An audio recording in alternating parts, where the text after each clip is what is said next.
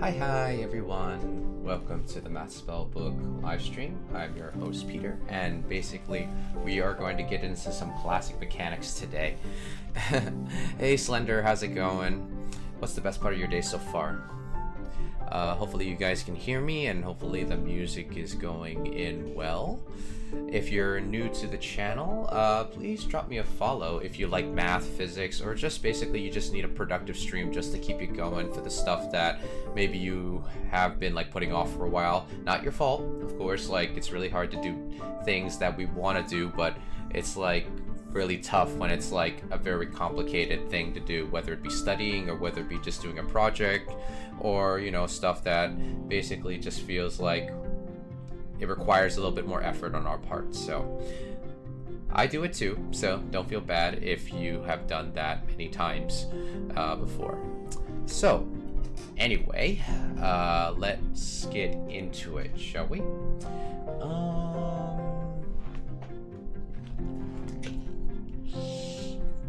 So I did read a little bit about from this book, so I think we're gonna go to the first chapter here, and we got some problem sets. I think the first couple problems we can probably do, so let's just move this down here like that. Hopefully you guys can see my screen okay. Let's put the study timer on, and I'll disengage my model so it doesn't become too distracting for us.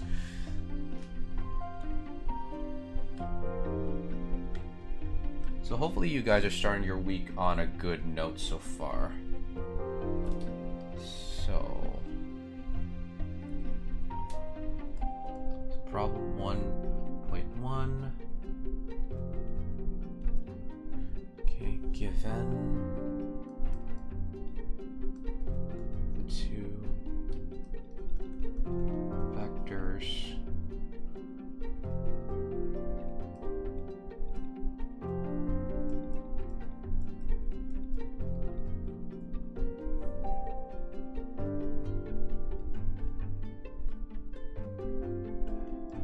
C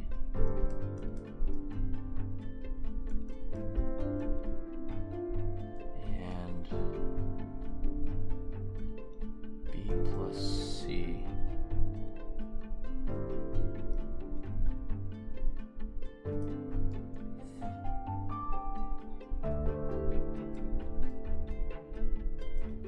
plus 2C. Okay, cool. You guys can see that. I'm trying to make sure I don't write towards the chat box. Then the dot product of those and the cross product of those. Okay, so I think this one is going to be simple for us to do.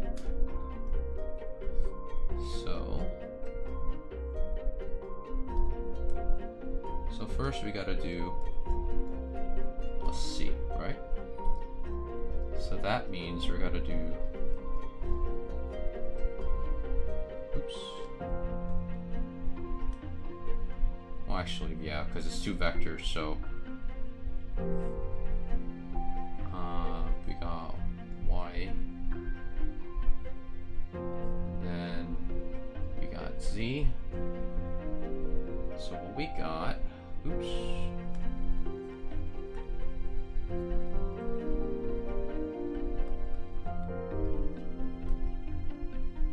So we got 2x plus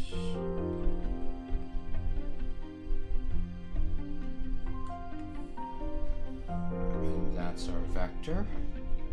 And then we gotta do 5 times B plus 2 times C.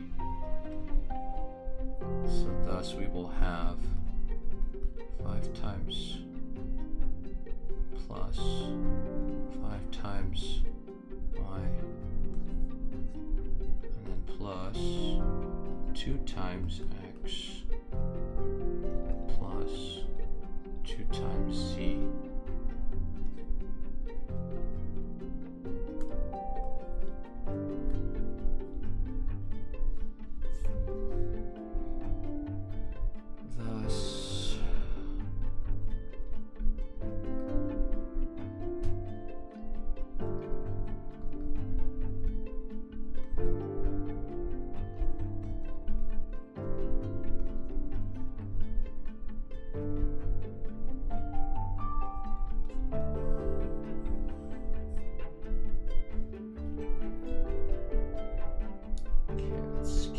Up here, and what was the next one?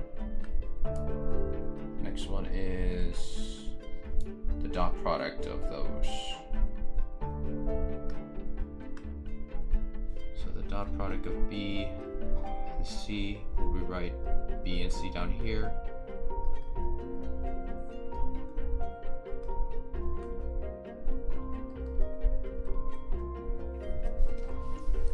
Meaning that we have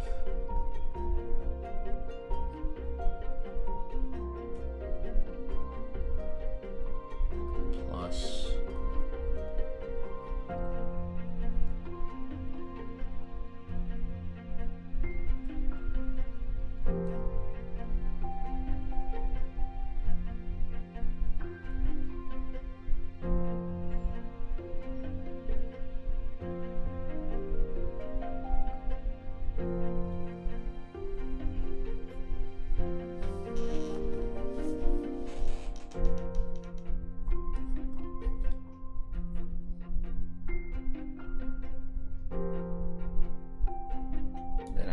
do the cross product of them.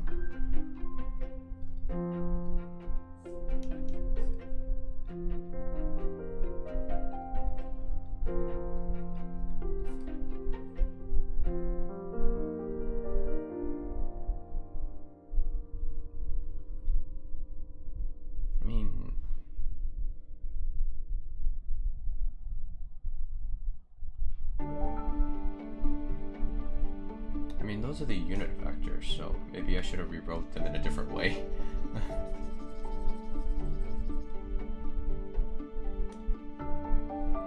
Because technically it would be basically just 1 times 1, and then basically 1 times 0, and then 1 times 0, which leaves us with just 1. Excuse me, sorry about that, guys. So 0, and this one is 1, 0, 1. Okay, so the cross product.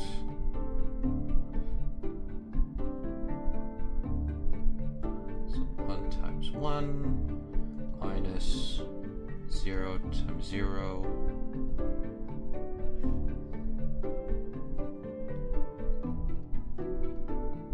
We'll just put x here, just to make it easy for ourselves, then plus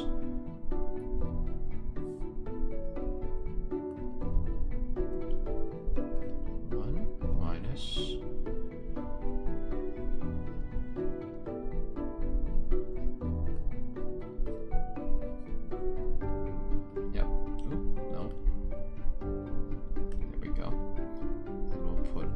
here, and then plus minus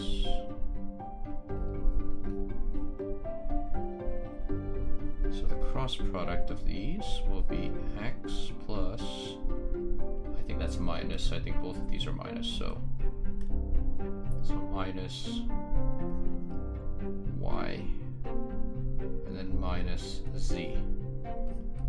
So that is our vector. Let's see, given the two vectors, yeah, they want us to just solve those operations.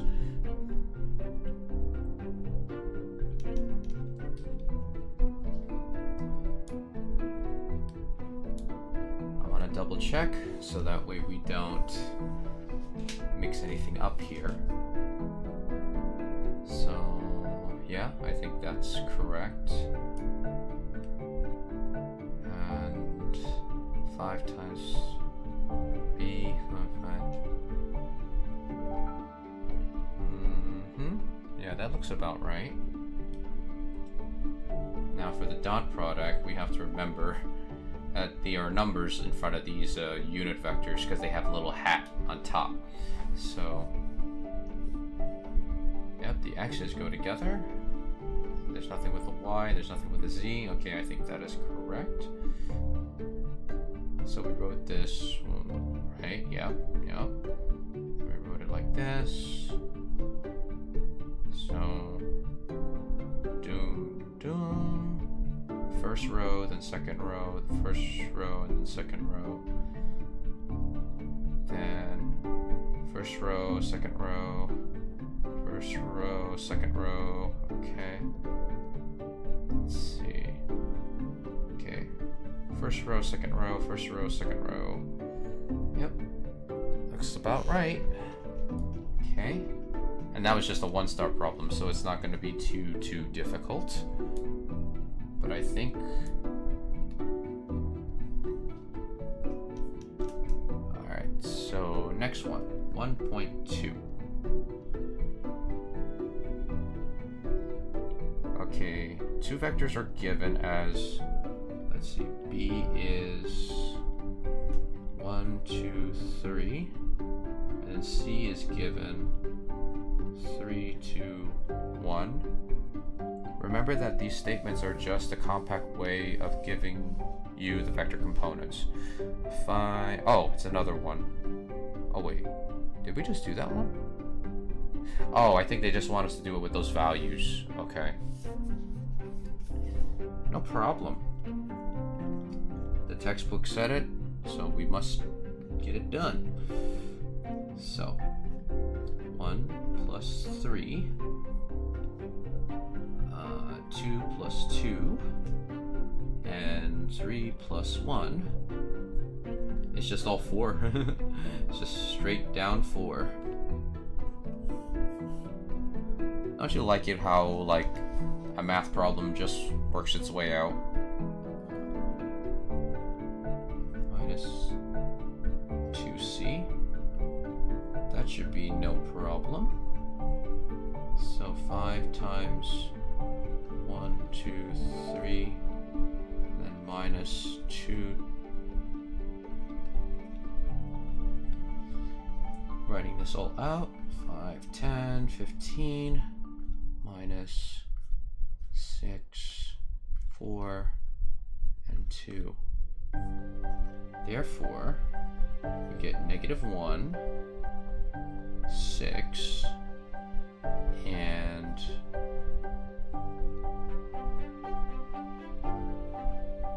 13.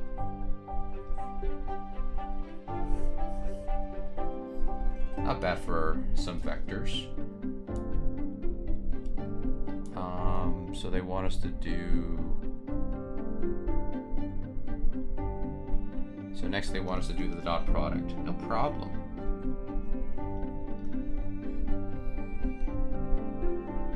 So we're given...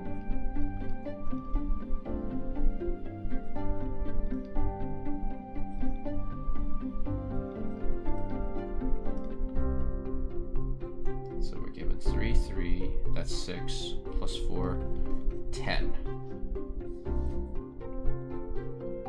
Then the cross product.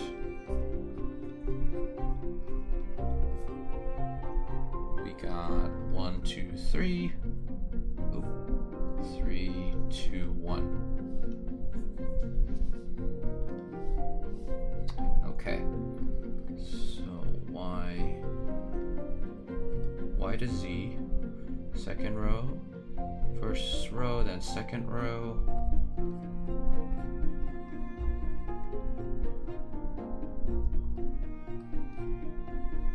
First row, second row, minus first row, second row.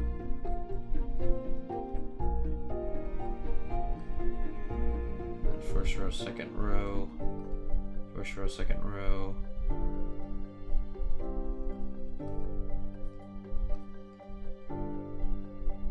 Oops.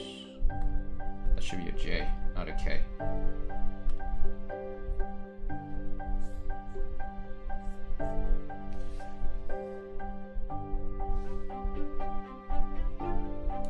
So bring this up right here. So therefore we have 2 minus 6 plus 9 minus 1 plus 2 minus 6 negative 4. This one will be positive 8, and this one will be negative 4. And that is the cross product of that.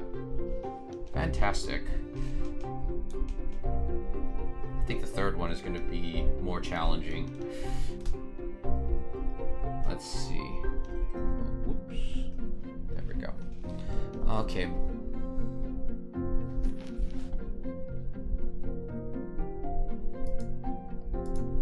Yeah, let's do that. Like, I didn't realize it was probably too small for you guys to see. Okay, so here we got, by applying the Pythagorean theorem, the usual two-dimensional version, twice over, prove the length of R of the three-dimensional vector satisfies by applying the Pythagorean theorem. Okay, so I mean, the Pythagorean theorem is just like a squared plus b squared equals c squared.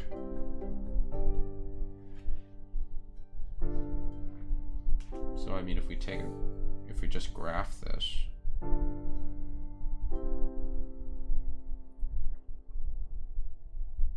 I mean, in this case, it would probably be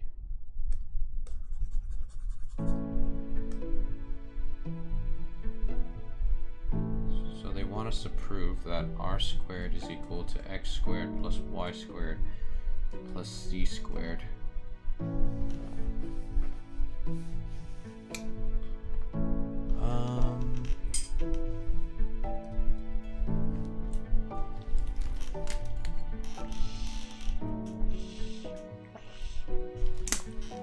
Now we actually have to derivate.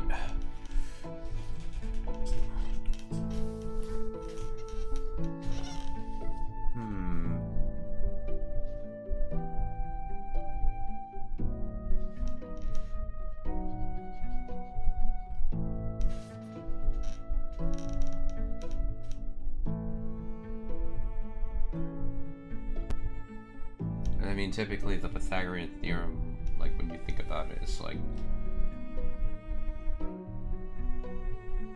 in 2 dimensions it would be like this.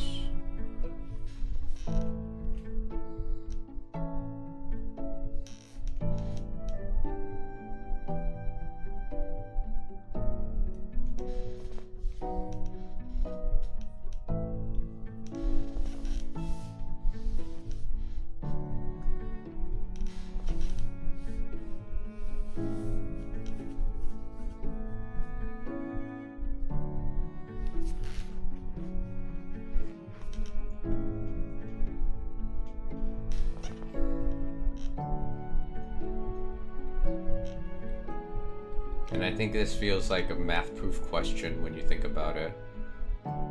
I guess it's because like with computational type math, you basically are trying to you basically learn how to do calculations with the techniques, but now I actually have to think about it. Like I have to think about like how it's derived. So by applying the Pythagoras theorem, the usual 2-dimensional version, twice over, prove the length of R of a 3-dimensional vector satisfies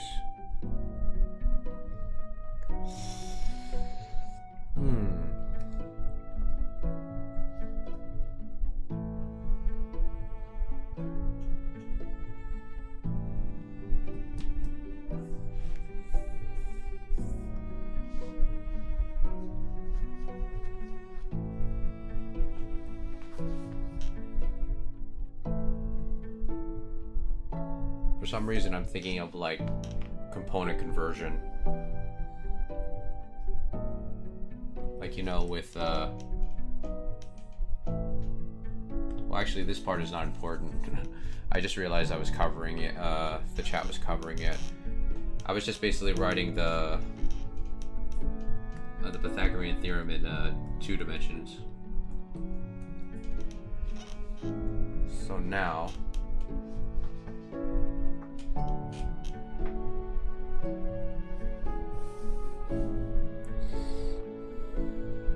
for some reason I'm thinking about like polar coordinates. Oops.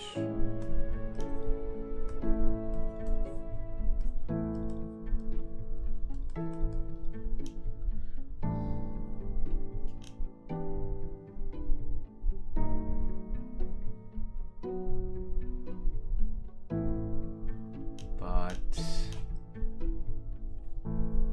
I don't think that's what the problem is looking for, though.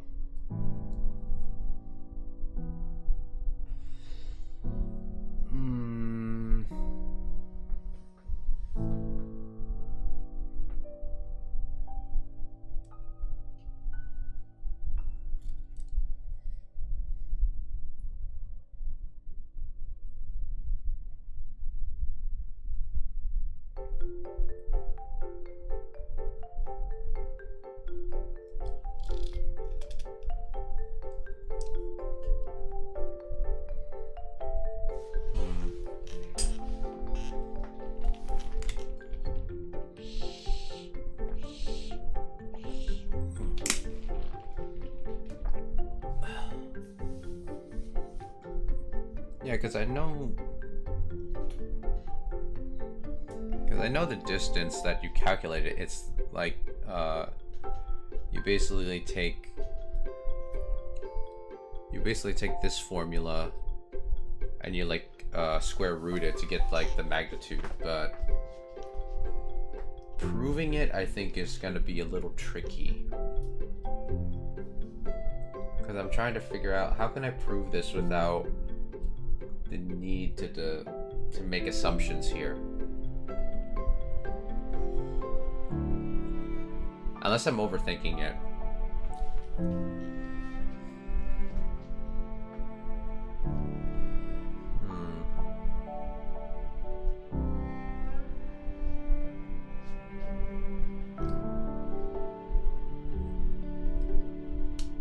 Let's see.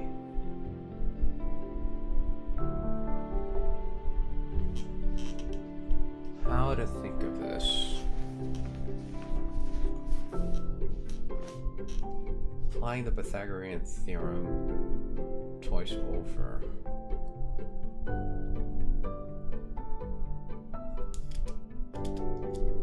Prove that the length of R is a three-dimensional vector.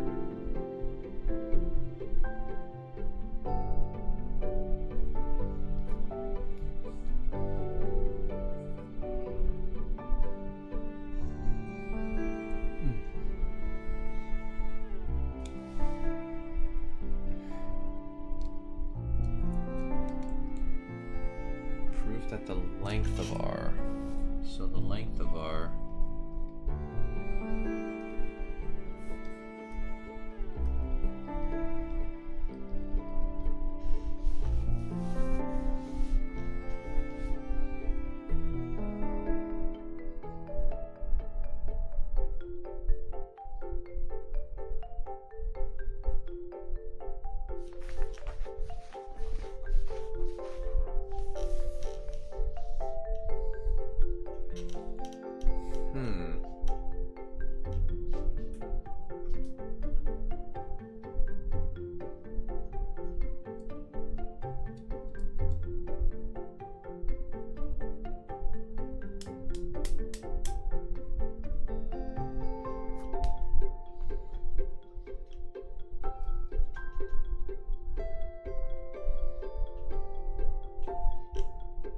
I'm definitely missing something here.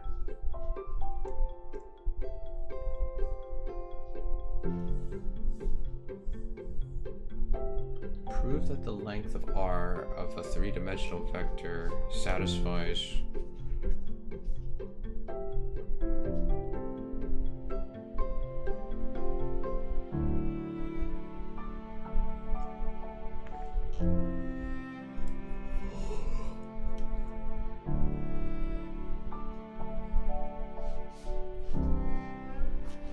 technically this should be like that.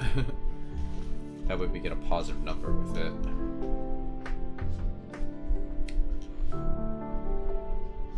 But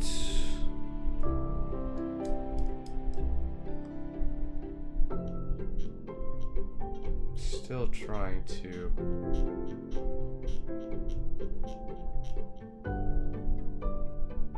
what is it that I need to do?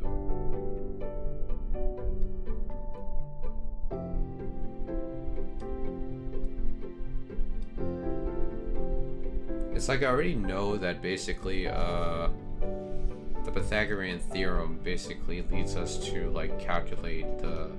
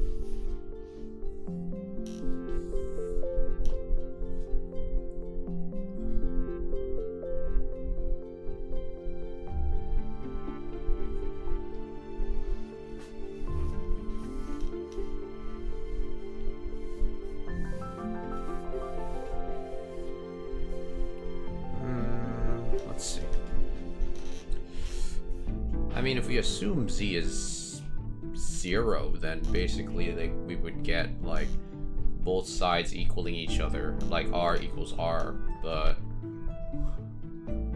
I mean, if z is like any other number,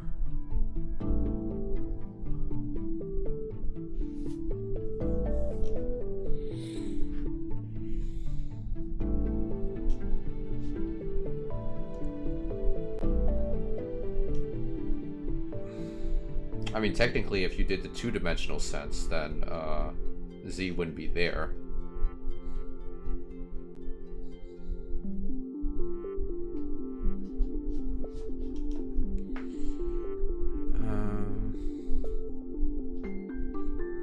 Let's see. The usual two-dimensional version twice over. Like, why would they say twice over, though?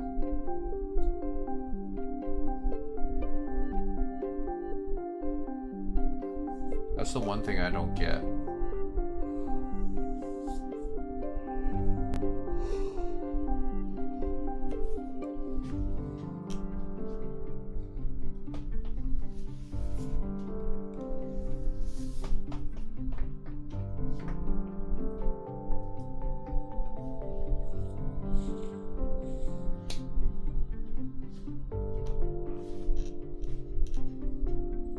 I mean, for a two-dimensional sense, two-dimensional version, it makes sense.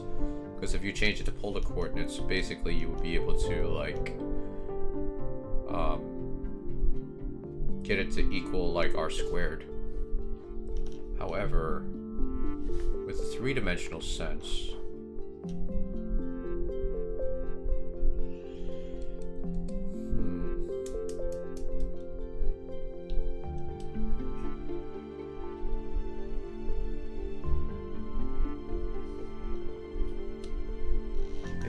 maybe I'll just move on. We'll move on to the next problem. Probably come back to that like in the next session.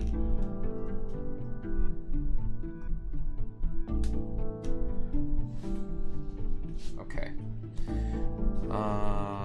Let's go down right here.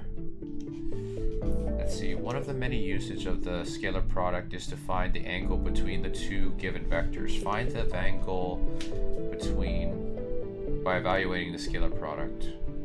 Okay. So the scalar product, aka the dot product, so that is equal to the magnitude of b times the magnitude of c equals cosine, which means we're going to have to do this cosine over the dot product of c and b, oops, over the magnitude of, that will give us theta. Okay, so the dot product we have are 1 times 4 plus 2 times 2 plus 4 times 1. So that would be 8 plus 4, that would be 12. And then on the bottom we have 1 squared plus 2 squared plus 4 squared, and next to it it would be 4 squared plus 2 squared plus, practically the same thing. So these two, 4 times, I could probably do all this in my head, but I'm just going to use my calculator so I don't worry about getting too many numbers mixed up in my head.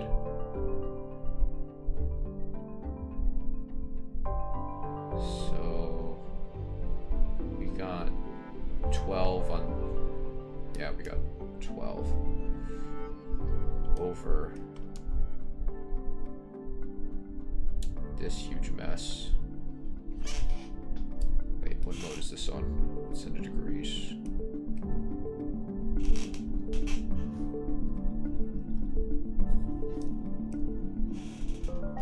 almost forgot to take the cosine of that.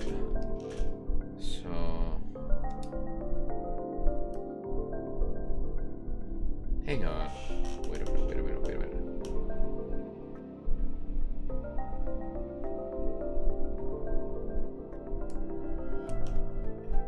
Alright, let's do this over.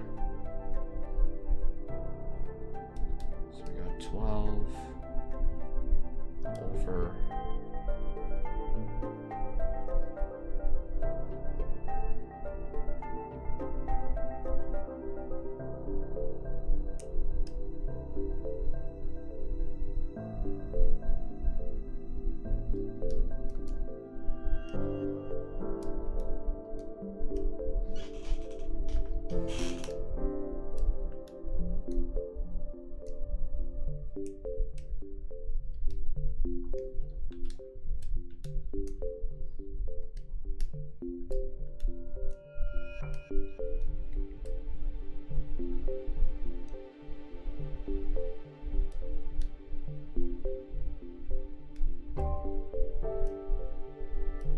Dang, I keep misclicking on my calculator, so.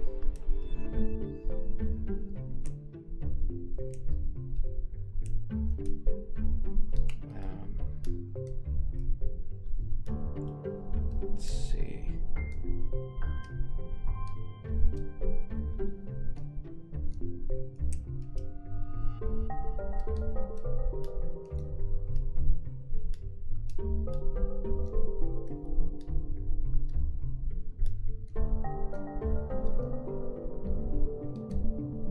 Okay, there we go.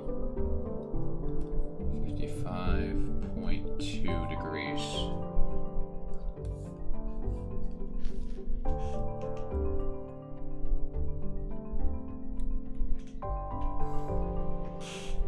Right.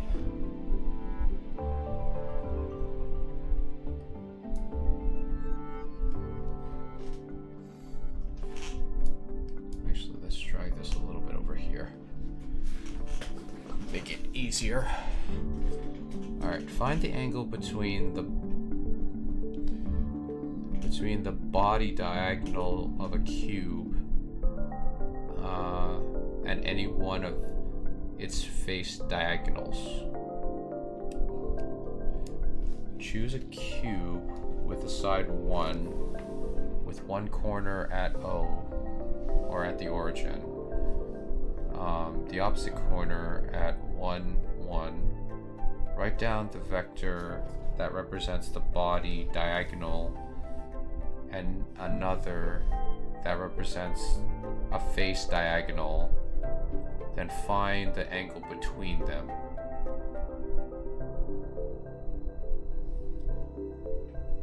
So I'm guessing it's a 3-dimensional.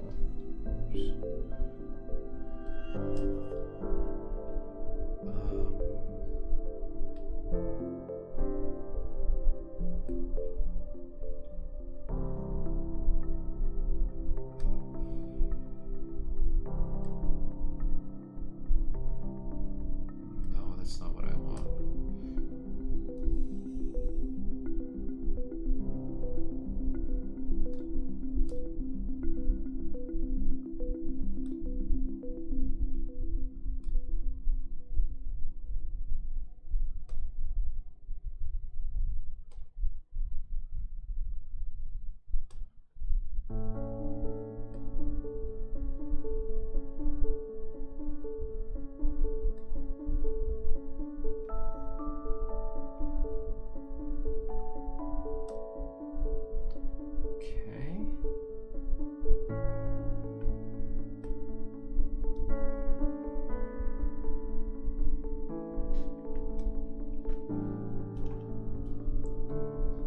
That's not bad for like drawing the axis. Now find the angle between the body diagonal of a cube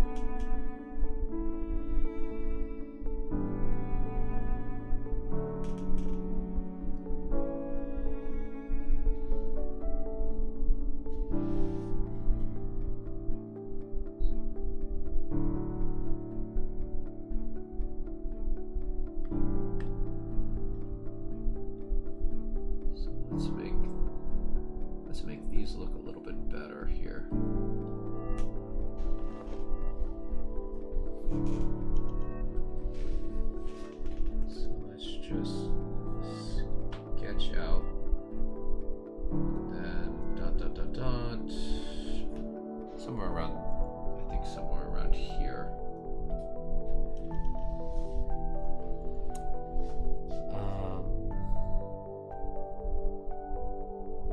Put one corner at the origin.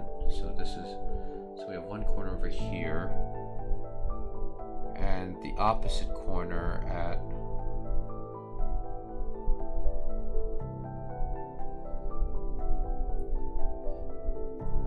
guessing they want us to draw it like this, so that way it's like actually on.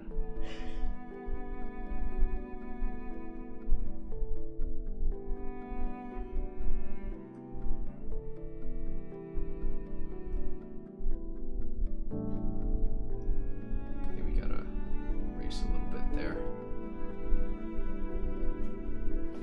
So I think that is what they're looking for, just basically a cube like this. Okay. Write down the vector that represents the body, a body diagonal, and another represents the face, represents a face diagonal, and then find the angle between them as the body, as in problem 4.1.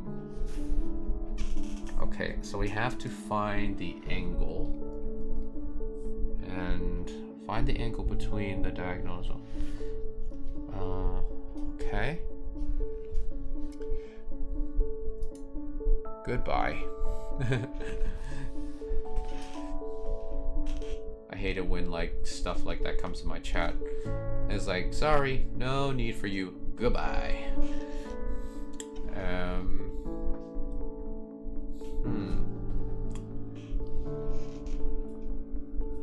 Oops. Oh, yeah, I forgot. I clicked into.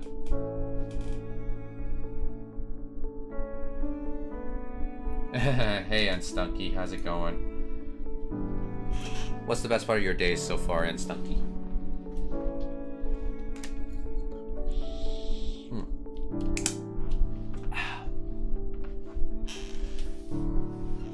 Okay, so find the angle between a body diagonal of a cube and any of its diagonal faces. Oh, I had a very fulfilling day so far. Oh, please tell. Please do tell. If it's fulfilling, then that means it's totally exciting for you.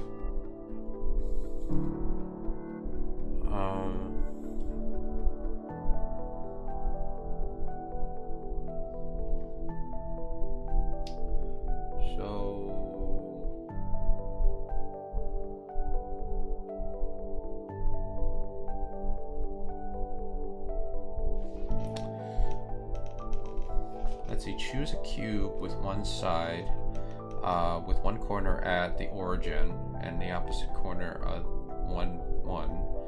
Right, we did that. Write down the vector that represents the body, a body diagonal, and another represents the face of the diagonal. Then find the angle between them, as in problem 4. So we'll just pretend that there's a vector here. So if we take the length from the origin,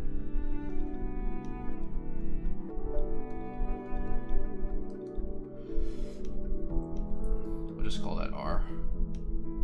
So then we're left with the square root of 3. Now we gotta find the angle.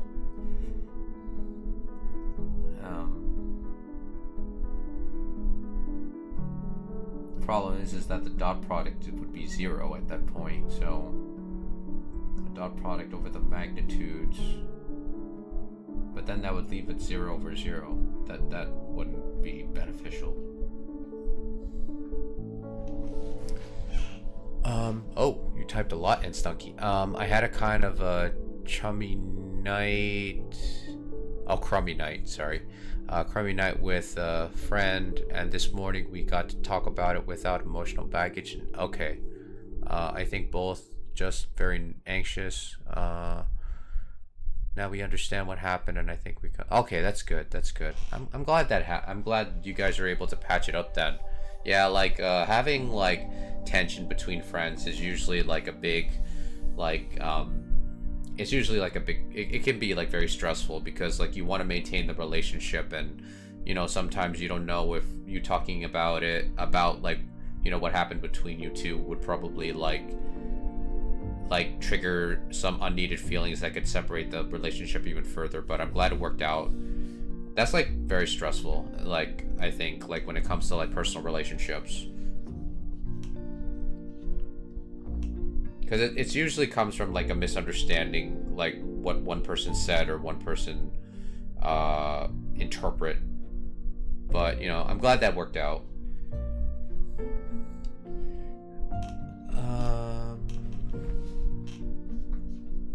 So, the vector that represents the body diagonal and another that represents a face diagonal, and find the angle between them.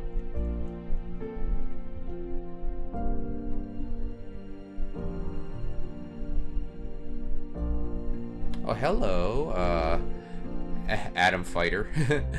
Adam, what's the best part of your day so far, Adam Fighter? And also, guys, if you like math and physics, and you want to keep up with the content that I'm putting up on every stream, please drop me a follow. I would really appreciate it. And also, like, if you miss a portion of the study streams, you can still catch it on my YouTube channel as well. So, just something to keep in mind. If you just like, if you're lurking, you know, that's also appreciated. Recharged my car battery and filled my tires. Nice, nice. That's good. That's good. It's always good to like fill up those tires. And it's also good. And it's also great that your battery is like fully recharged. Taking a break right now. That's good. That's good. Taking some R&R. Yeah, we're doing some like. I think we just like we got through 2 problems and we're struggling through. No, actually, we got through 3 problems. We got through 3 problems. Now we're just struggling between 2 problems right now. Oh, it's break time. Okay. I gotta fix that, because I used to be able to hear my alarm whenever I did the study, when I ever did my study thing. Maybe I could fix that. Study timer. Properties.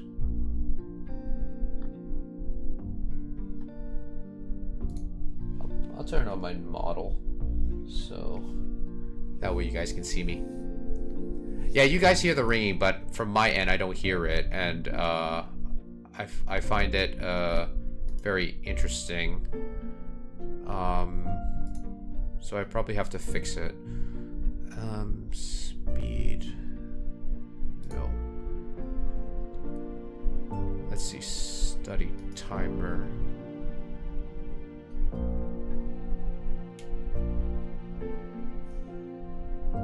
Advanced audio settings.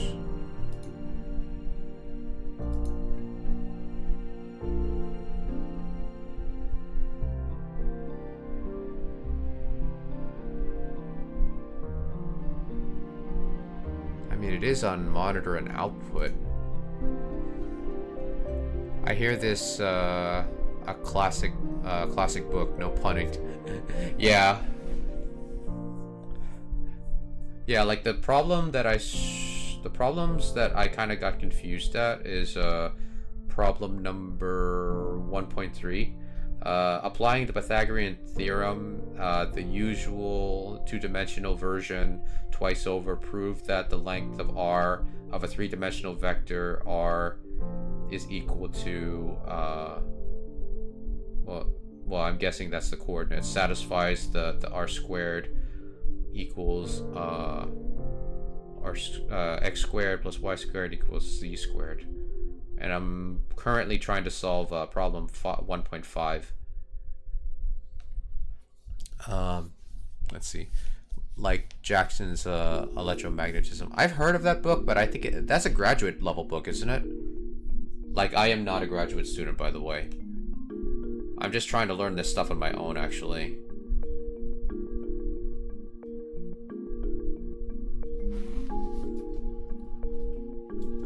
Honestly, I can't wait until I get to Lagrangian mechanics, but at the same time, like, I actually have to learn, like, I think second order differential equations. So I haven't been learning, like, differential equations in a while, actually.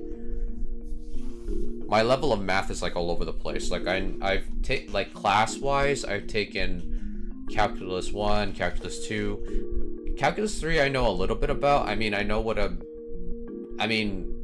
divergent is. I know what a curl is. Like, some stuff from vector calculus I am familiar with. So, like my math is, like, all over the place. Partial differential equations, I haven't scratched the surface on that one yet. I know a little bit about Calc 3, but I haven't covered everything, like, in a class setting. So what is the use case of significance about classic mechanics as I understand it? It's like higher order math that solves the normal physics. Yeah. That's why I'm learning it, because you need to know classic mechanics in order to get to the, like, other stuff, such as, like, relativity and quantum mechanics. Oh, thank you for the follow, Bamboo Fishes. And if you're in the chat, what's the best part of your day so far? Appreciate the follow, guys. And I think we're, like, one more follower from 50 followers, guys. So, like, you guys dropping the follows makes me very encouraged to continue making the math content. So thank you for the follow, Bamboo Fishes. And I like the name. Gives me a bit of a, like, an oriental, like, image of, like, basically, like, fishermen, like, in Asia fishing. You want to do Calc 3, really, they only, the best part of my day is hearing, like, 5 people on my work team are out of the office today. Oh, okay. So you got the whole office to yourself, I'm guessing?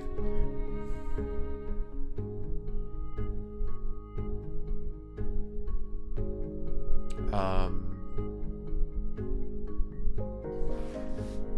trying to read what you typed in, Adam.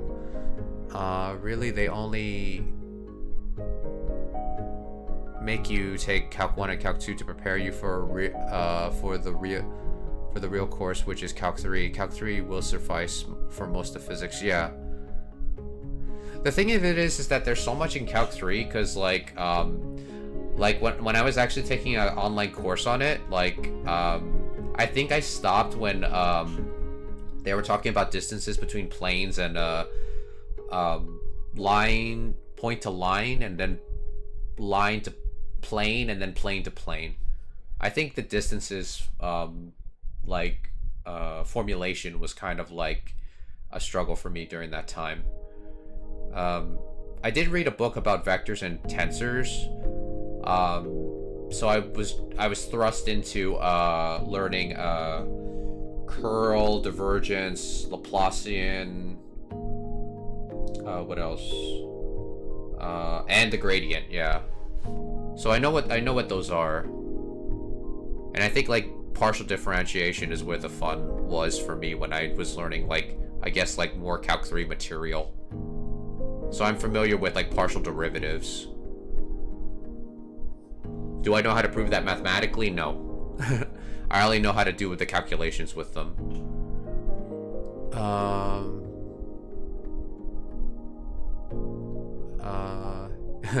I'm glad that I hit the mark with your name.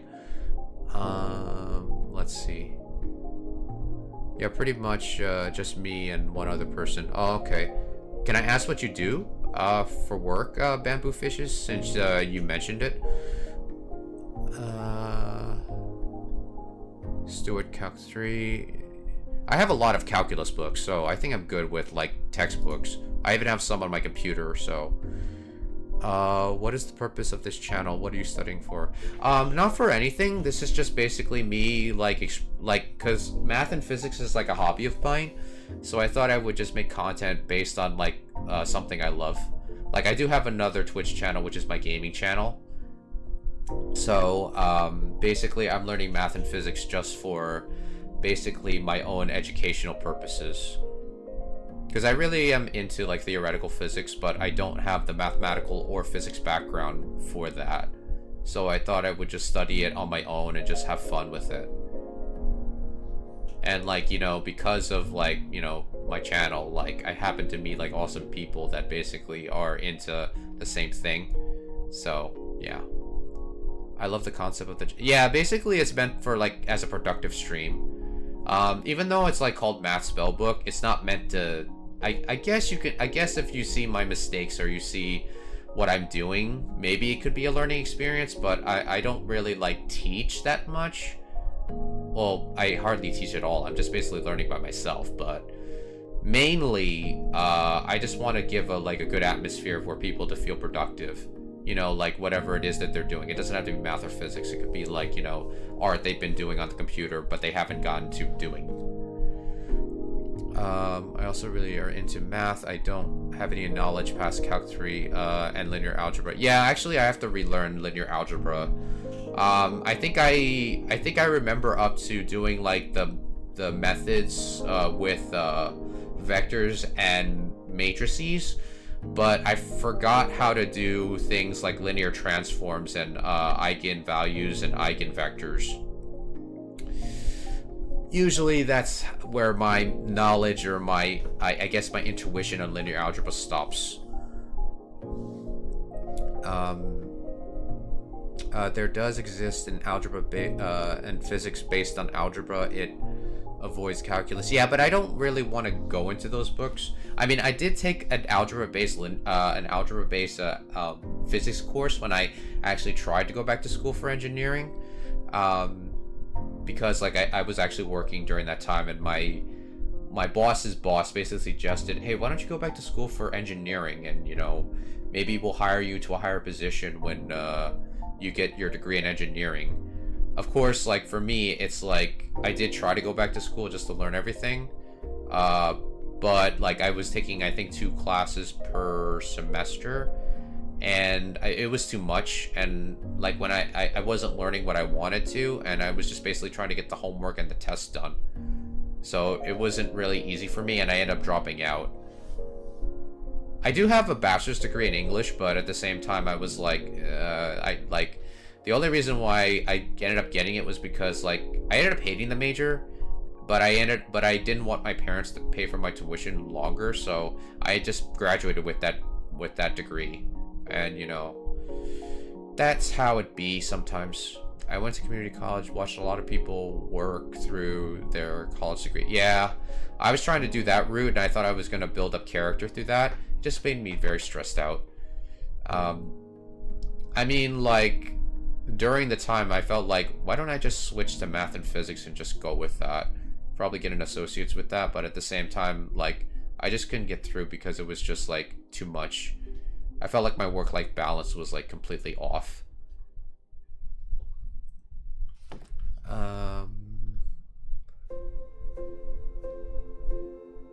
So actually, Bamboo Fish is like, what does a development engineer do? I mean, I do know some engineers, but like they have different expertise in that. You can be a science communicator. I knew a writer who would write about stem cells.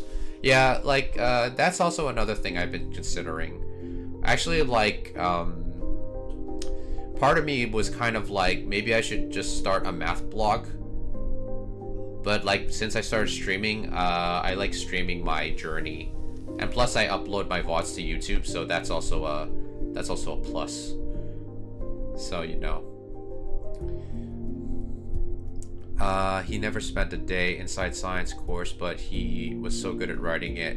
Yeah, like for me, like I felt as if writing was also not my best subject either, because the reason why I majored in English was because one, I thought literature would make me feel like I was allowed me to use my imagination and write better novel. Like I was really into novel writing, as well as like maybe one day I would teach English in Japan, but then I ended up not going through with that. So like I felt as if like I was kind of mediocre as an English major. Like I did write, but I only wrote like B graded papers. I never wrote anything that seemed like it was like very intrinsic or meaningful.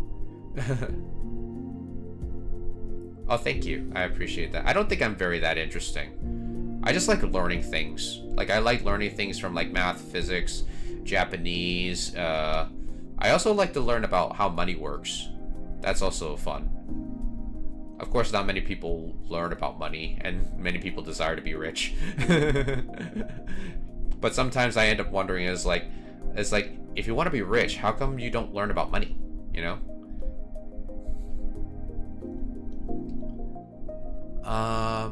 Basically just manage software development process, use different tools, a lot of admin work on apps. Oh, that's pretty cool though. Like, there's like a part of me that's like, yo, like, what if we invented an AI that basically lets us do a lot of things, like vote, or like, you know, basically like do insurance, like do like a ton of things, like, you know, like I know I'm saying you know a lot, but like I had this big idea where it's like, what if you made an AI that basically allowed you to do the stuff that I think a lot of third-party companies do. But of course, like, it's like, it was just an idea that popped in my head, but I don't no idea how to make something like that. It's not like I'm going to be like Satoshi Nakamoto and then basically make Bitcoin or something. Not investment advice, by the way. But I'm just saying, you know, like, I think the only way the world would accept an AI is if it was made by someone that you didn't know who it was. Like, of course, like, no one's going to trust, like, an AI made by a government or made by a corporation or something. Like, they would probably accept an AI that was made by a random person on the internet. And if it worked effectively, then they probably would use it. But then a lot of people would not trust it because it's made by some stranger from the internet, which is understandable. I mean, I think that's why some people were very iffy about Bitcoin. Okay. I'm just gonna turn off the study timer for a second. AI is getting there. Yeah, like I do have big I do think AI is going to be bigger than a lot of people anticipate. Now, of course, like, you know, there's a lot of problems with it, and I get it, and I know, and it might be overhyped, but I do have I am a bit optimistic about it. The AI current is reasoning. Currently is reasoning. I mean it more than inference machines. Yeah, because I feel like a lot of third-party companies that basically make a majority of profits through like artists, as well as through people, as well as through like insurance, I think they're making like a good profit. But the problem is that a lot of people are not getting the benefit of service from them. And when you think of things like insurance, like house insurance, like car insurance, health insurance, like any type of insurance you can think of, it basically, the company is just like, you're paying a company to basically be a charity for you when things go wrong. But then when you think about it, like, isn't that similar to, like, say a GoFundMe, or like, you know, like, you know, a fundraising site? And I think, like, with AI, like, if AI becomes like assimilated with the internet, like, there probably won't be as many web pages anymore.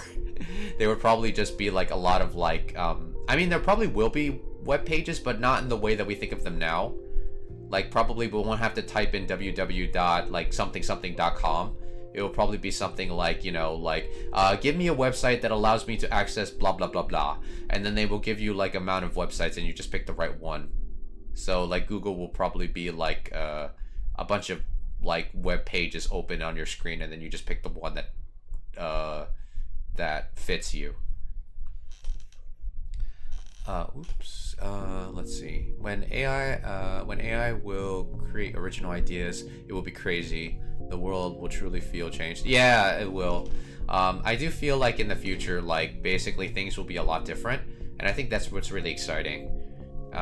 But of course, like, the thing of it is that people will mistrust the technology, and I don't blame them. And some people will look at the technology as like, dang, I am so behind. I don't know how to access like this tech. When people imagine the future, they envision a mechanical horse. Today, as we know, these our cars. We don't like horses. So I expect the future. I expect that the future would be web pages. I see. Yeah. I mean, like, looking at the future optimistically and like seeing what we created so far, I feel like the future is gonna be pretty bright. Oh, won't be web pages. Yeah, right. Of course. Okay, so before we get into our next study session, guys, I just gotta use the restroom real quick, so I will be right back. Guys, be right back, guys.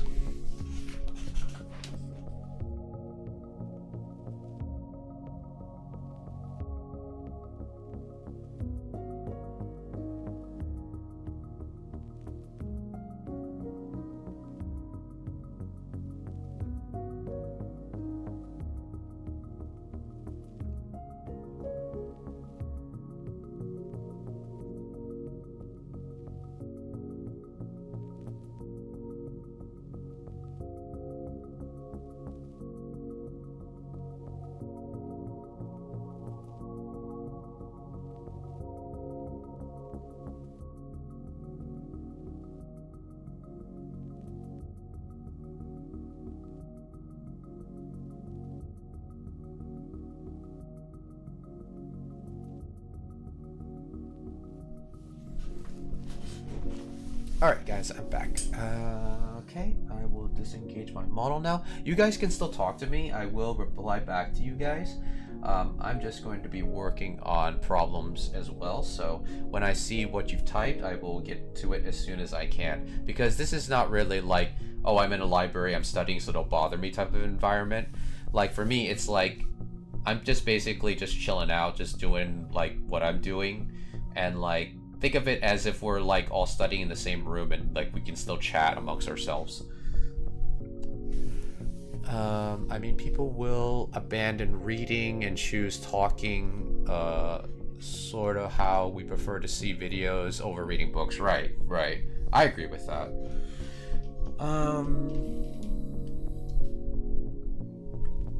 Let me see if I can go back to like the problem that I was struggling with. Problem number 3. Problem number 3, it basically says, apply the Pythagorean theorem, the usual 2-dimensional version, twice over. Prove that the length of r of a 3-dimensional vector satisfies r squared equals x squared plus y squared equals plus z squared. Oh. Quit doing that. Okay, here we go. Stop that. There we go. Yeah, because like I know that if we do this in 2 dimensions, like there won't be a z, and then basically r squared would basically be gone, and then we would be left with r equals r in 2 dimensions. Now the thing of it is that with 3 dimensions, I don't know if the only way that it would work if it was like z was equal to 0. Now, I don't know if they expect us to do it that way, or is it they want it a more general case where it's like a more math-proven case. That's the one thing that I'm kind of struggling with this question.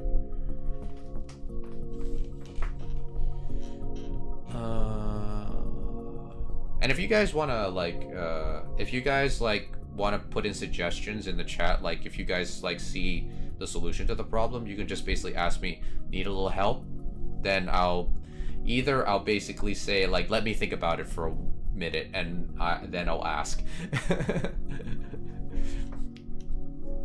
Because I know a lot of people are eager to help me a lot, and like, but sometimes like I don't make it clear when to help me, because whenever I get stuck on a problem, I actually want to try to think about it first and then try to see if I can get it. But like sometimes like I just struggle for too long, and like I think some people let me struggle, and some people just instantly just put stuff in the chat to basically say, do this, do that, do this, do that, and all that stuff. And that's like while I'm actually still thinking. So like, if you guys actually like, I'll probably put in the, I guess like put it in the rules somewhere. Like if you guys actually want to offer your help, just basically ask the question in the chat. Need a little help? Like, I probably should put that in like the stream elements command, so that way it will just pop up. Actually, I could probably, no, I'm not gonna do that now. I'm not gonna do that now. Like I'm still like in the study session of the stream, so we won't do that.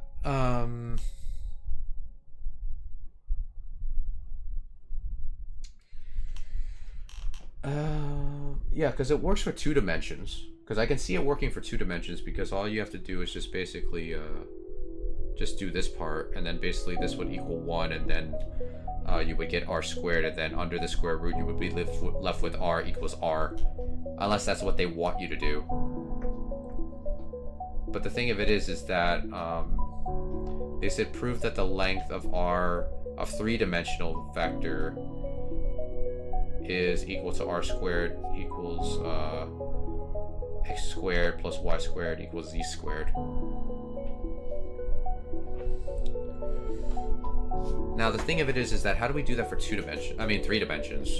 Because for 2 dimensions you can basically change x and y to polar coordinates and then basically get it that way. Now for 3 coordinates, like z doesn't have a polar coordinate. It just basically has like an axis, so z is left alone. And the only way that would make sense if I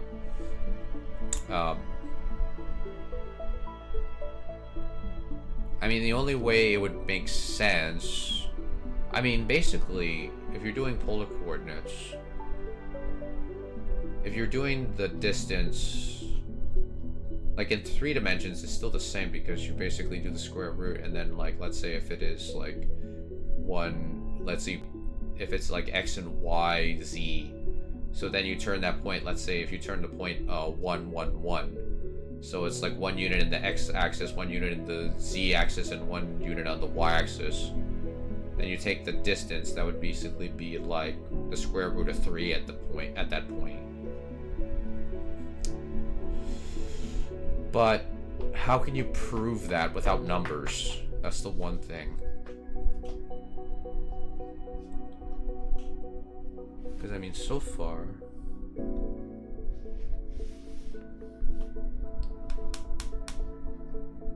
because I mean, like, you would be left with r plus 1, well, the square root of r plus 1, or like plus z.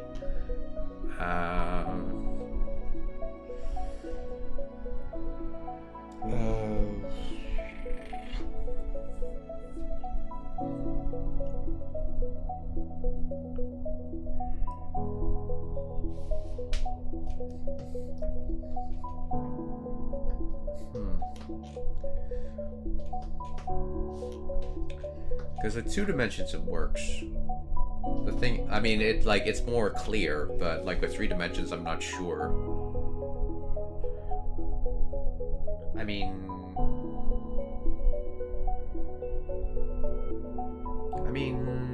we could try something clever. Because z is technically,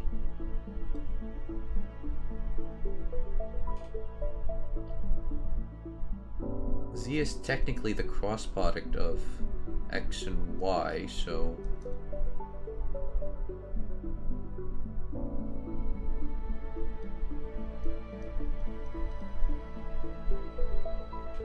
well, these are the components.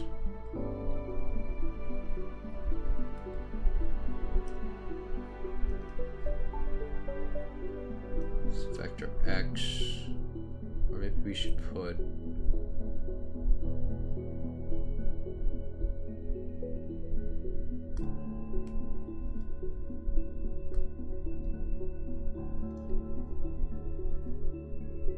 cross y. I'll just put the vector symbol over it, and that's all squared. So then bring this down.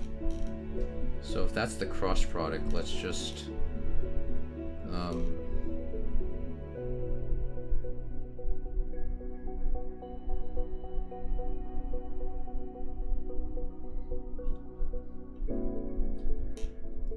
so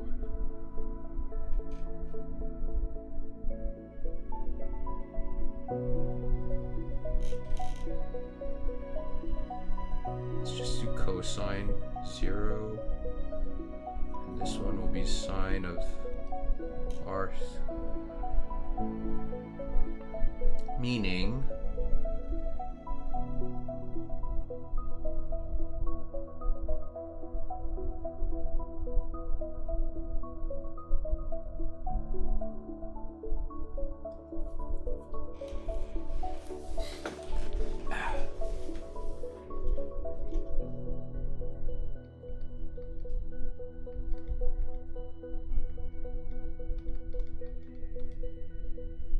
then minus that with 0, meaning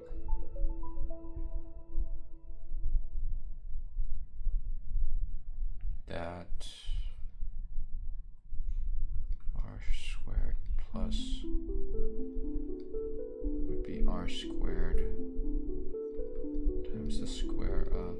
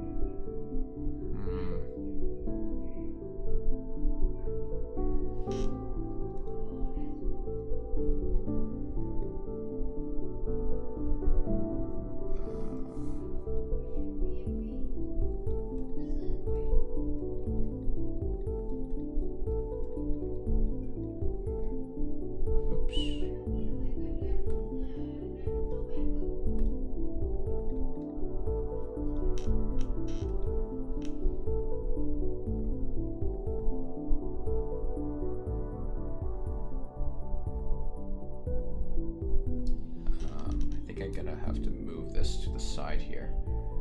I think we're getting a better grasp here. So then we get r plus cosine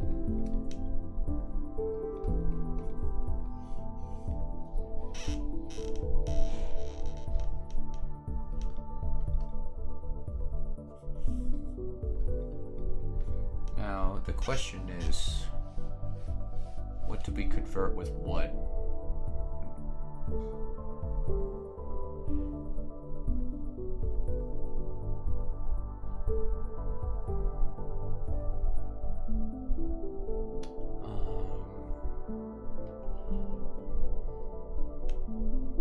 So I feel like there's a trig identity we can use.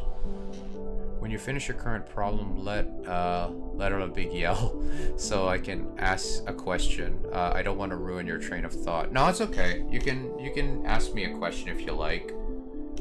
I don't mind.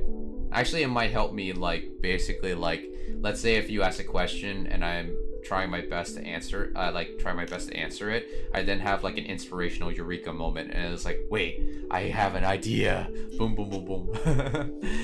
I mean, that hardly happens, but you know, it gets me like a little bit, like, kind of takes the pressure off me a little bit.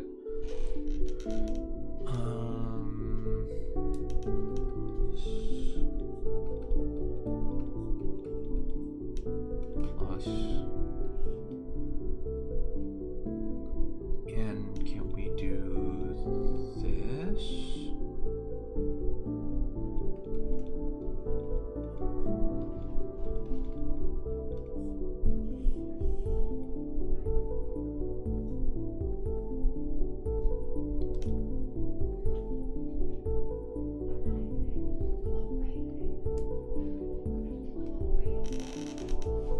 Or you do not care. Like, I'm fine either way. Do you want this channel to grow, or do you kind of want it to keep it low key? Or you don't care? I mean, it'd be nice if it grows. Like, I mean, like, we're close to getting affiliated on this channel, to be honest with you. Like, I got affiliate on my other channel too, but like, obviously, like, you know, with like content creation, you don't make as much money. Because like, I'm not currently working. I did work like 2 years ago. Like, I worked for 5 years in a credit card manufacturing vendor. And then eventually, like, I felt like it was time for me to go, and I just left. And I basically took time for myself to basically, like, relax my brain. And the thing that I did mostly was streaming. Does that mean I'm the best streamer? Not really. But at the same time, I do have, like, a cushion where I can just, like, create. I mean, that's the benefit of me living with my parents, because, like, my parents, like, let me just save and like save up my money and stuff. So like I was able to like do like basically learn more about money, and I basically invested some of it. Now, of course, am I a millionaire? No. But at the same time, like, I feel as if like I've kind of like built a good nest egg for myself in case things go wrong. But yeah, like I would say I would like it to grow. I would like it to grow, to answer your question, Bamboo Fishes. But why, you ask?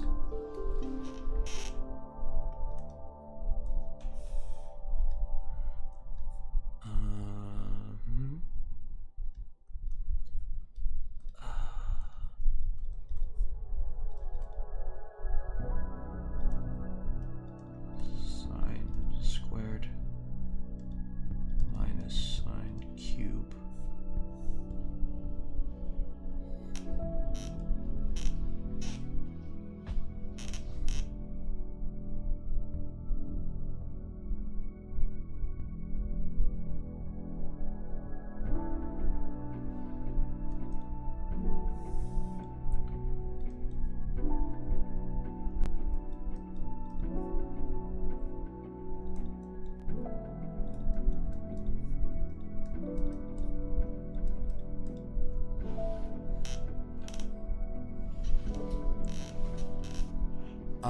Just curious because there's very few math streamers, and they're all very small channels. Would like to see a big one. Yeah, me too actually.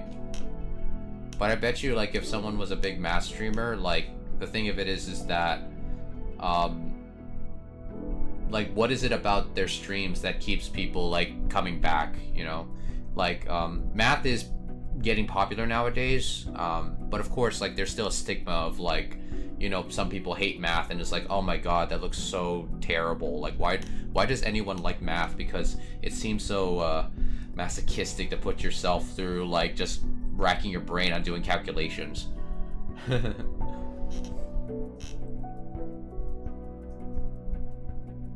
But I think like the amount of math streamers that I see, like, I think they have the potential to be like big math streamers, to be honest with you.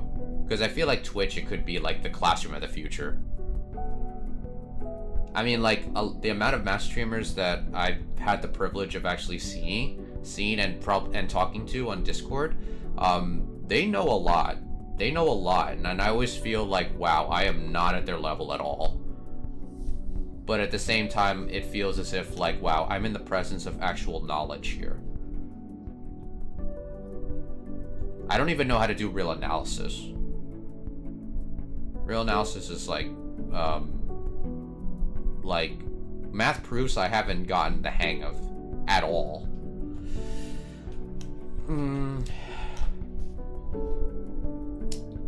Maybe I shouldn't do... Wait, then it'll be cosine. Huh. And if you guys, like, enjoy math as a hobby, or just, like, you want to study math and you just want to, like, talk about math with other people, you're free to join our Discord server.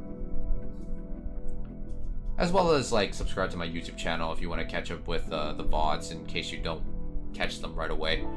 I'll be uploading my VODs constantly on YouTube whenever I stream.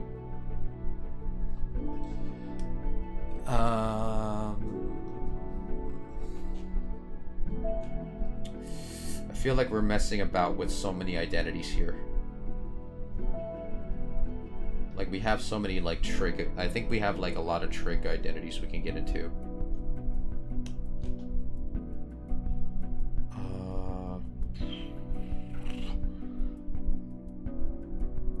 Maybe I should do the cosine one. That one might be a little bit better.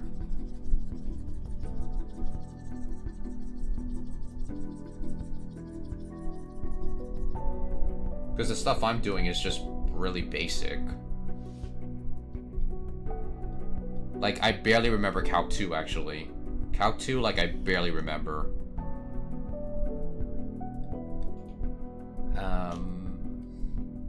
So instead of... So let's erase this part. And then we'll do, instead of... do cosine squared, and then 1 minus cosine.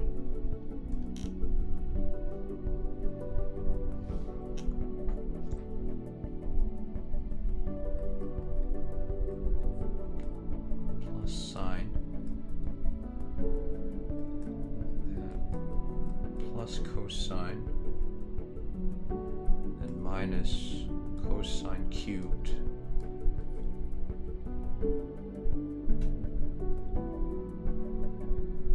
And then we're left with r. I mean, technically we're still gonna have 1, but cosine minus cosine to the third.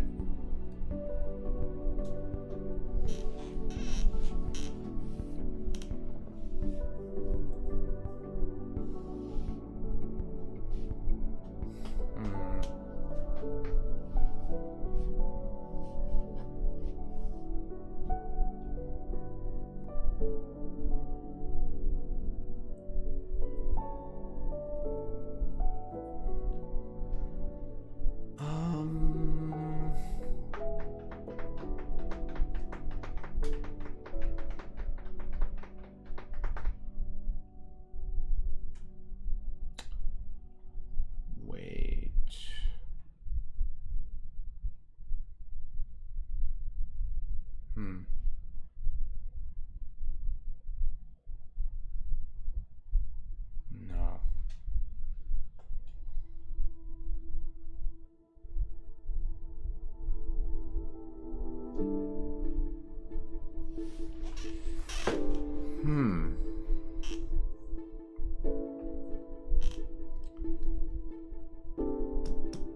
I feel like I'm getting close, but at the same time, I'm like, what is it that I'm missing here? Is it a trig identity that I'm not familiar with? Probably.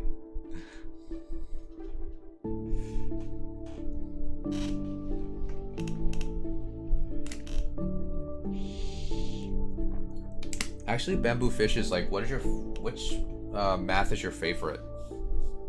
Actually, like everyone in the chat, what math subject is your favorite? Since like since you guys are all into math. Just out of curiosity.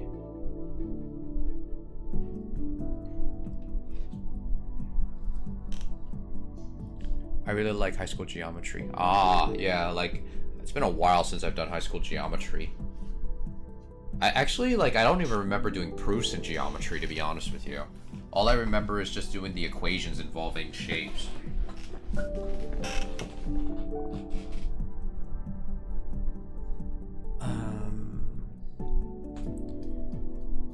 Yeah, like one of my friends on Discord, like he's trying to write his own math book for people that are really into physics. And then in college I liked Calc 3. Oh, okay. Yeah, I should get back into Calc 3. I think like I stopped doing Calc 3 because I got stuck on distance problems and I got bored with distance problems. And I was like, when do we do partial derivatives? When do we do like multi-integrals and stuff? But at the same time, I know why you have to learn the distance formulas. I mean, I did learn like things like curl and stuff like in another book. But I didn't learn like contour maps. I probably have to learn like some contour maps. With linear algebra, I have to learn. I have to relearn linear transformations, because I think that's where I stopped at. And I think last stream, like one of you guys were in chat was nice enough to actually show me how the distance formulas were formed in linear algebra. That was our friend Mavort. He basically instructed me like how to think of like the distance formulas from the plane to like a line, from like a line to a point, and you know, etc. Right now I'm studying probability a ton because I'm trying to switch careers into actuary science. Oh, actual science? Okay. Actuarial science. Okay, gotcha.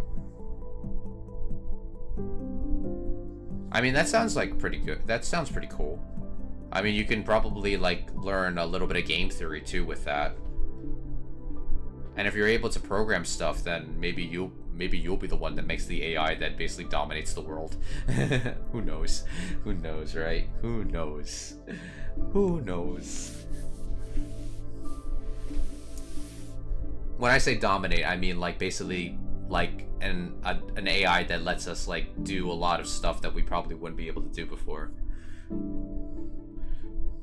Like probably like, you know, not have to worry about like corporate interference. Or government interference. That could also be a thing. But of course, I'm probably putting AI in a high degree it doesn't deserve to be in yet.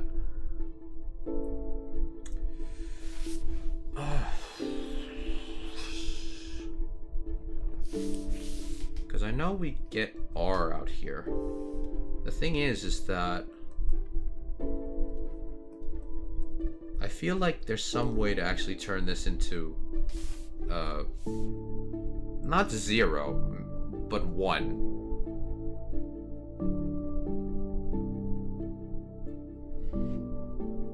I mean, is there a trick I didn't even think of? Maybe I have to actually like maybe I have to do it this way.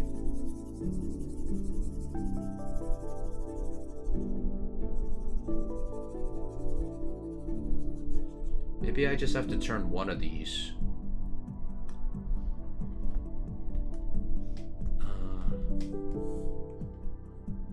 So we got 1 plus.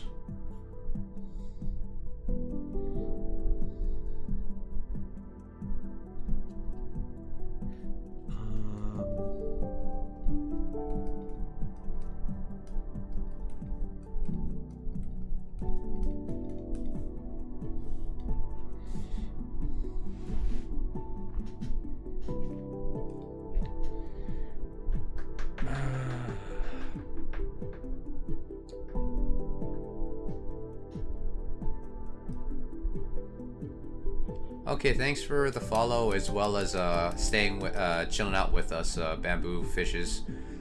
Appreciate you coming in.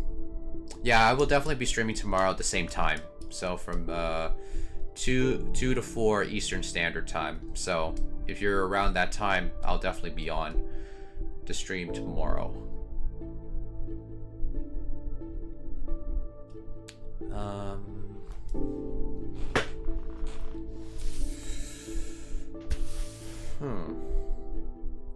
We've been stuck on this problem the whole entire time. I feel like we're getting close though. I feel like we're getting very close. The problem is that I feel like I am not counting on something. Maybe we just split one of them? Maybe we just split one of them? So let's split cosine and then times sine.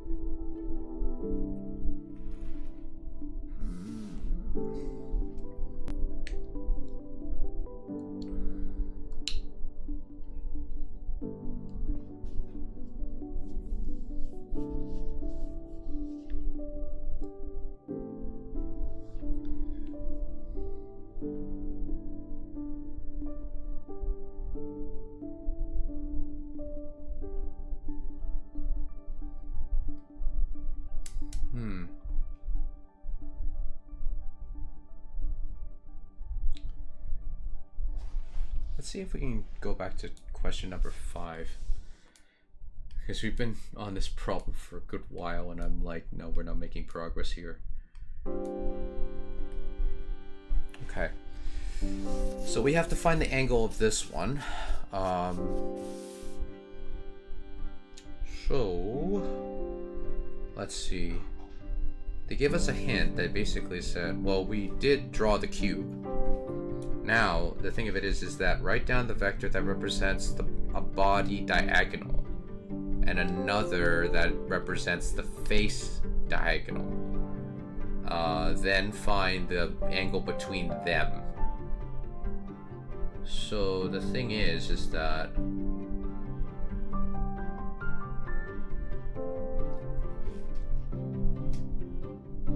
so if we're given for Z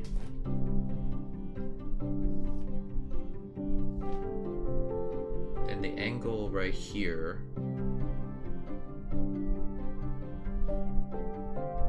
so let's say this is Z at 0, so that means, so let's do that with this.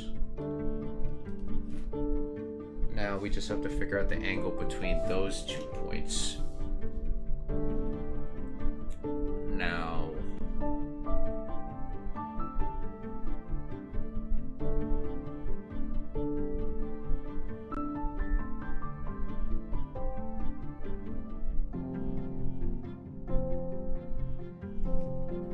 we'll just put here and then we'll put theta there. So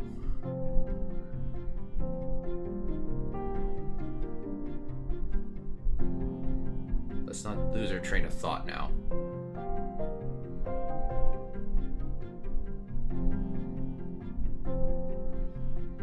So in this case, the R for, let's put R2. This is all R1, so this one would be square root of 2 here. That's the distance from there.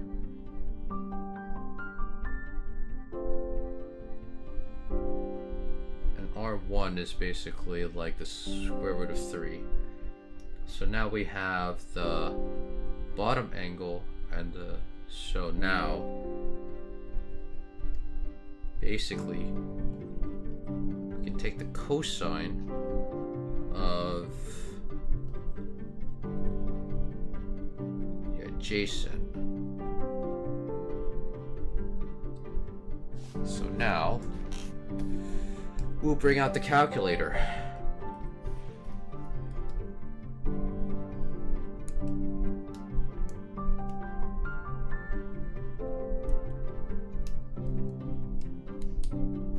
$35 degrees.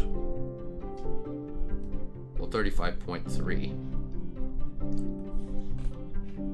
I feel like that's the right answer because if we think about a cube, then basically the cube is symmetric on all sides.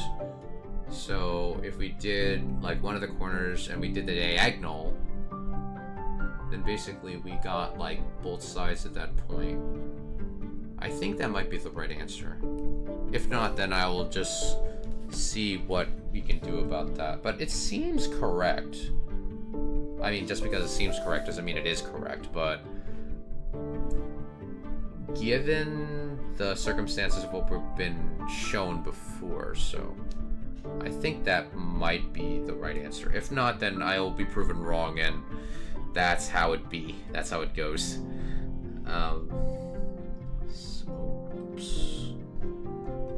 So 1/6. Let's see what 1/6 says.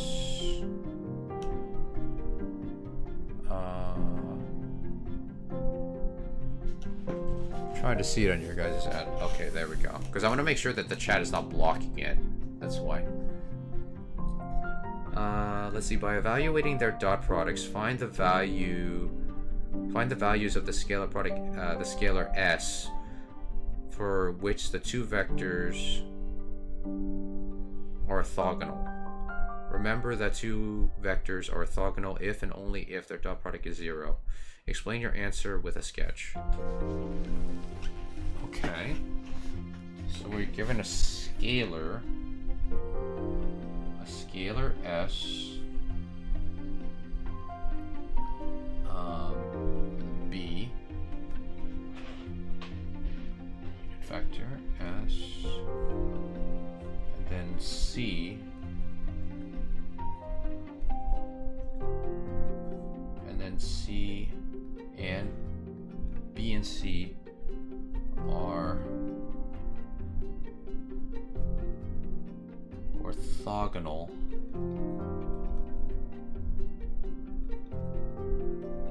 which means they're 90 degrees, which means their dot product is 0.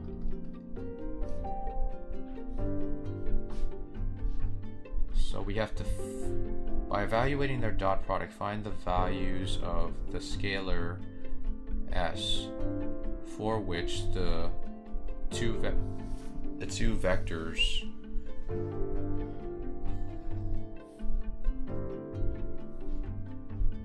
so then basically if their dot product, so that means 1 times 1 plus s times negative s is equal to 0, so this will result in 1. Well, actually, it will be 1 minus s squared.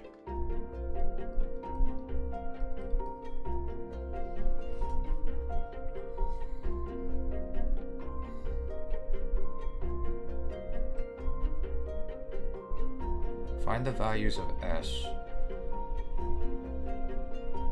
So basically s squared equals 1, but then if you take s, it's negative or positive 1 because of the square root. Remember that the two vectors are orthogonal. Explain your answer with a sketch. So they're 90 degrees.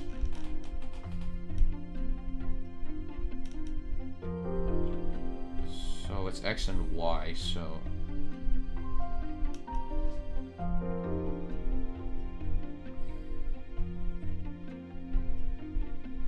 the point is that basically, let's say x is 1.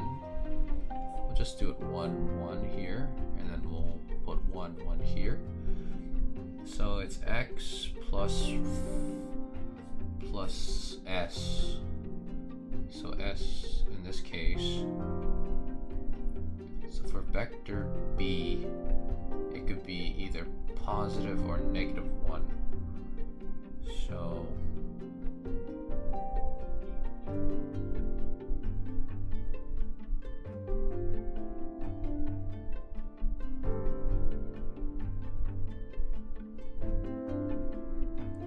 since x is supposedly positive, which means it's only positive 1,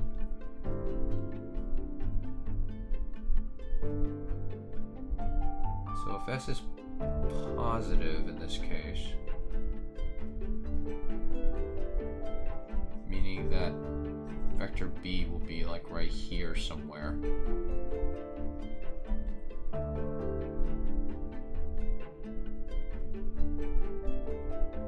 Then also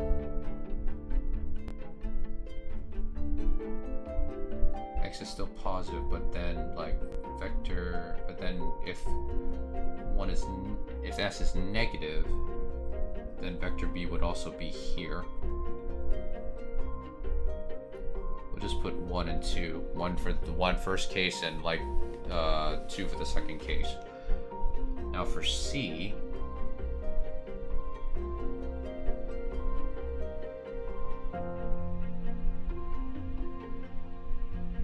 so C is practically the same thing, only opposite. So like for the first case, if X, so then C1 would be here, and for the next case, C2 would be here.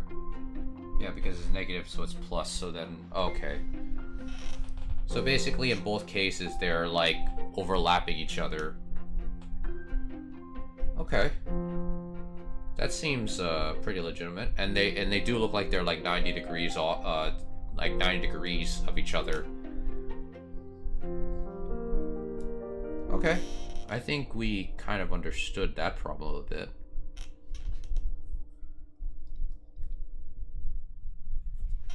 Okay. Number 7. Prove that the two definitions of a scalar product R dot S as the magnitude of RS cosine and the summation of Ri and Si, I'm guessing that's an equation number, are equal. One way to do this is to choose your x along the direction of R. Strictly speaking, you should first make sure that the definition of 1.7 is independent of the choice of axes. If you like to worry about such niceties, see problem 1.16. I love how the fact that they refer you to another problem even though you're on a problem that probably should be self-explanatory. So what is the equation that they're talking about? Let's see, equations 1.6 and 1.7. Okay, here we go. Ah, I see. So prove the two definitions of the scalar product are equal. Okay. So this is like kind of like a math proofy question. So they want us to prove that the dot product of R and S is equivalent to the magnitude of R and S is equal to cosine theta, which is also equivalent to the summation of R I and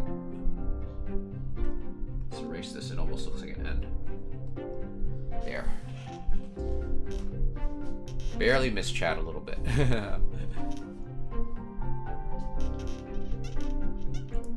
This one I think will give me the most practice, but it also requires me to think the most.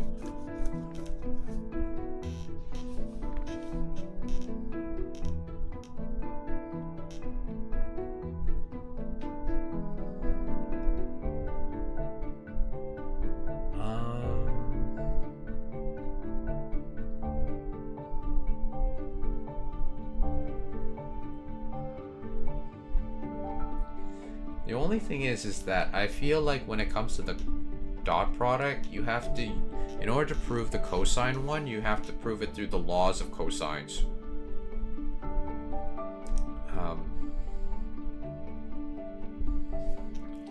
Although I don't know where the summation one comes into play.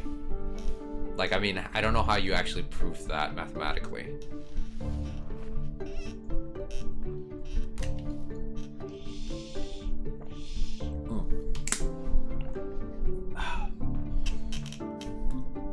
Probably go back to that like for tomorrow's stream.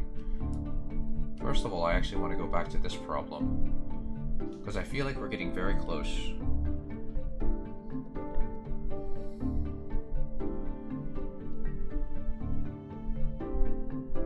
Wait, I think I did something wrong here. Because these two,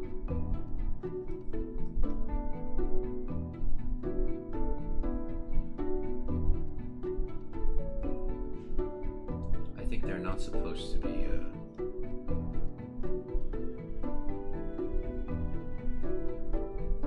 So I think they're just together, so I think we can erase these parts here.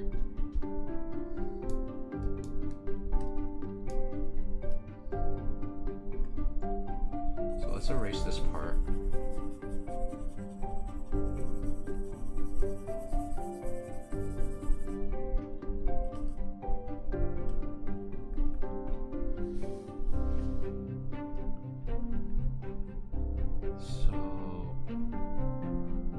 Now we're left with cosine.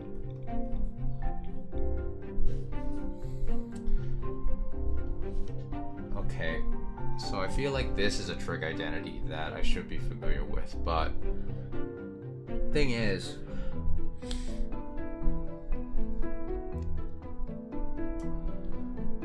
I just can't split this one.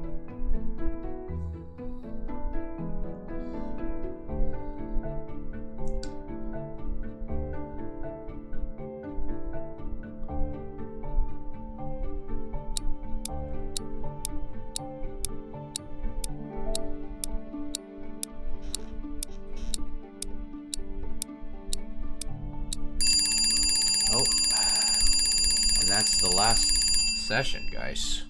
Hopefully you guys enjoyed that. We still have we luckily got through problem number 5 and number 6. So I think that was so today we covered how many problems? Oops, see. Didn't mean to do that. So far we did up to, so we did so I think we did around 4 problems, right? Because we did 1, 2, 3, 4, 5. Yeah, we did 5 problems. That's not bad. That's not bad if I should say so myself. Okay, guys, I think that will conclude for today's stream for today. I hope you guys enjoyed, were able to get stuff done on your end, as well as maybe learn a little bit about maybe a little bit of math here and there, a little bit of physics there, but mainly we deal with vectors. So hopefully you guys enjoyed that. If you basically tuned into the VOD, like I said, if you're into math and physics, like I said, or you just want to have a productive stream in your background, be sure to drop me a follow. I really would appreciate it. We're one follower away. We're one follow away from getting 50 followers here. And I don't know if we will make the affiliate requirement, but hey, anything's possible with the love of math and physics, if I do say so myself. Anyway, if you tuned into the stream for a while but you had to go, and you're lurking, you can subscribe to my YouTube channel to basically catch up with what you missed in today's stream. Or if you just want to basically tune on my stream and basically just do work while I'm playing my stream in the background for you, that's also a good option as well. And if you want to actually hang out with us on the Discord server, you're more than happy to join us on the Math Spellbook Library Discord server. That's also an option. We can talk math, we can talk physics there, or we can just talk about anything in general, just to get to meet some people similar to yourselves. And also, if you want to check out my gaming channel, you can also check out my Uncle Talks channel. That's where I play video games and probably talk more than just math and physics with you guys. And if you're watching this on YouTube, all the links will be down in the description down below. And also drop a like on the video if you like the video. Let's see if we can do a raid. If there's no one doing any math content, we'll probably just end stream. So let me just take a look and see if anyone's streaming today in the math category. Okay, it looks like no one is streaming any math content that I'm following right now. So I guess we'll just end the stream here. So guys, whether it be on Twitch or on YouTube, thank you for joining me today. And always remember, everyone is precious. You guys are just as precious as everyone else. And I will see you guys tomorrow. So take care, guys. Bye-bye.